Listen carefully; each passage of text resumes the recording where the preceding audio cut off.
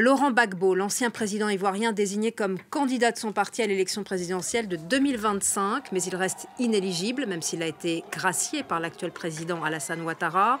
Laurent Gbagbo avait été condamné à 20 ans de prison pour le braquage de la Banque centrale des États d'Afrique de l'Ouest. Nous sommes en ligne avec Julia Guggenheim, notre correspondante à Abidjan.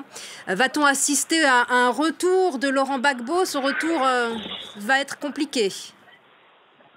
Oui, effectivement. Alors cette annonce, elle a pu surprendre quand on sait que Laurent Gbagbo, vous l'avez dit, a été radié des listes électorales. Le parti, le PPACI, essaye peut-être de surfer sur la vague de la dynamique actuelle. Le président Alassane Ouattara a en effet gracié 51 prisonniers fin février, dont beaucoup étaient liés à l'ancien président Laurent Gbagbo et avaient été condamnés pour des crimes commis pendant la crise post-électorale. Laurent Gbagbo lui-même avait bénéficié d'une grâce présidentielle en 2018, mais il est toujours inéligible depuis sa condamnation dans l'affaire de la BCE-AO. En août 2022, lors d'une conférence de presse, il avait affirmé que si redevenir président n'était plus une obsession, il ferait de la politique jusqu'à sa mort. On sait qui seront les principaux candidats pour la présidentielle en 2025 ? Alors, on ne sait pas encore si Alassane Ouattara se présentera ou s'il présentera un dauphin. Pour rappel, il a déjà effectué 3 mandats.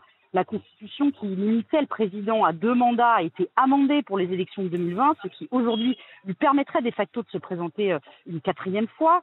Face au camp présidentiel, celui qui apparaît comme le leader de l'opposition, c'est le candidat du PDCI, Tidjane Thiam.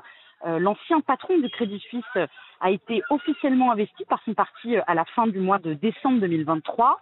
Et enfin, le parti de Laurent Gbagbo, lui, semble assez moribond, il faut le dire. Si le candidat est toujours très apprécié par ses militants, il faut rappeler que ses résultats aux élections locales de septembre 2023 ont été catastrophiques. Le parti n'a remporté aucune région et seulement 2 communes sur les quelques 200 que compte le pays. Merci beaucoup, Julia Guggenheim, pour votre analyse. Merci à vous.